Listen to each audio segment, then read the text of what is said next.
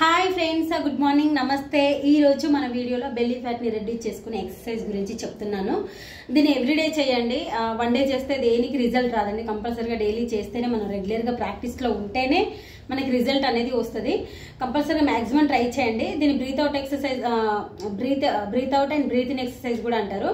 అంటే బ్రెత్కి సంబంధించింది. సేమ్ అలాగే మనకి ఇమ్యూనిటీ పవర్ని కూడా ఇంక్రీజ్ చేస్తుంది. మన సైడ్స్కి ఉన్న ఫ్యాట్ని నెమ్మదిగా రెడ్యూస్ చేస్తుంది. చూడండి, నేను చేసేదాన్ని మీరు అబ్జర్వ్ చేయండి. ఫస్ట్ ఆఫ్ ఆల్ ఏంటిదంటే, మీరు చేస్తున్నప్పుడు ఆటోమేటిక్గా ఏ మజిల్ అయితే స్ట్రెచ్ అవుతుంది, ఏ మజిల్ అనేది ఇన్వాల్వ్ అవుతుంది అనేది ఆటోమేటిక్గా మనం చేస్తుంటే తెలిసిపోతుందండి. ఏమైనా గ్యాస్ట్రిక్ ప్రాబ్లమ్స్ ఉన్నా కూడా నెమ్మదిగా రెడ్యూస్ చేసుకోవచ్చు. ఇంకా ఫర్దర్ ఇంకేంటిదంటే, కార్బన్ డైఆక్సైడ్ని కూడా నెమ్మదిగా బయటకు పంపించేస్తూ ఉంటుంది మీరు చేస్తుంటే. చూడండి, మన యొక్క హ్యాండ్స్ని ఫుల్గా ఫ్లోర్కి టచ్ అయ్యే విధంగా ఉంచాలి, బట్ బెండ్ చేయకూడదు హ్యాండ్స్ని. చూడండి, మనం బ్యాక్ని మాత్రం లిఫ్ట్ చేయాలి. చూడండి, ఈ నీకి ఈ హ్యాండ్ పెట్టాను, రైట్ నీకి రైట్ హ్యాండ్ పెట్టాను. చూడండి, కాస్త లిఫ్ట్ చేయండి, అడ్జస్ట్ చేసుకోండి బాడీని.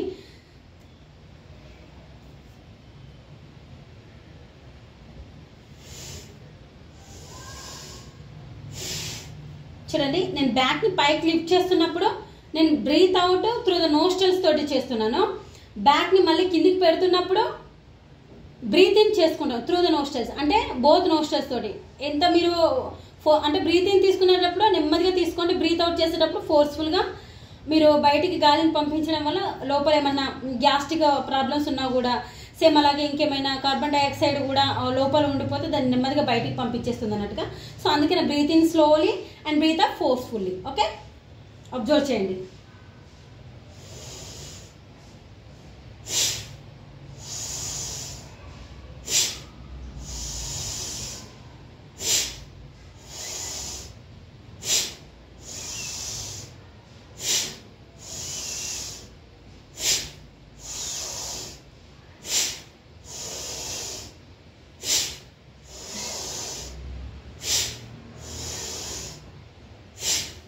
చూడండి, నేను బ్రీత్ అవుట్ చేస్తున్నప్పుడు ఓన్లీ నా టమ్మీ ద్వారానే నేను బ్రెత్ని బయటకు పంపించేస్తున్నా.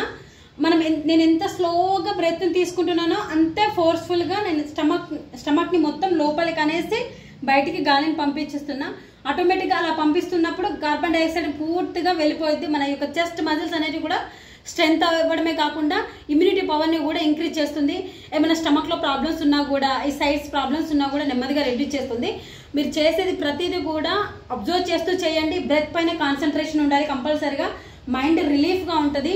సేమ్ అలాగే ఐస్ క్లోజ్ చేసి చేయండి. మ్యాక్సిమం మీకు ఐస్ క్లోజ్ చేయకుండా నార్మల్గా చేస్తాము అని అనుకుంటే చేయండి, బట్ బ్రెత్ పైన కాన్సన్ట్రేషన్ అనేది ఇంపార్టెంట్. ఐస్ క్లోజ్ చేస్తే మైండ్ ఫ్రెష్గా ఉంటుంది, పీస్ఫుల్గా ఉంటుంది. మళ్ళీ నెక్స్ట్ ఏంటిదంటే, మనకి ఏమన్నా హెడేక్ ప్రాబ్లమ్స్ ఉన్నా కూడా, సివియర్గా హెడేక్ ప్రాబ్లమ్స్ ఉన్న వాళ్ళకి కూడా నెమ్మదిగా దాన్ని రెడ్యూస్ చేసుకోవచ్చు, కంట్రోల్ చేసుకోవచ్చు.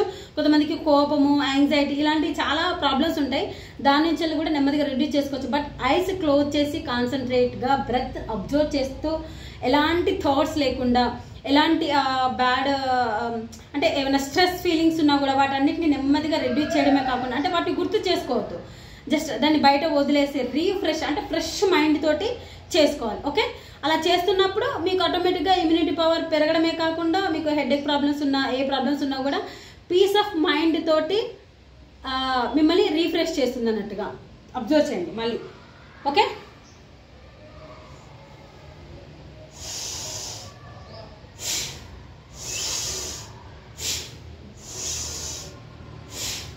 సేమ్ ఇలాగా మీరు కంటిన్యూగా చేయడం వల్ల మీకున్న ప్రాబ్లమ్స్ అన్ని కూడా క్లియర్ చేసుకోవచ్చు. Anyways, thank you so much for watching my videos. Please subscribe. నా వీడియోస్ కనుక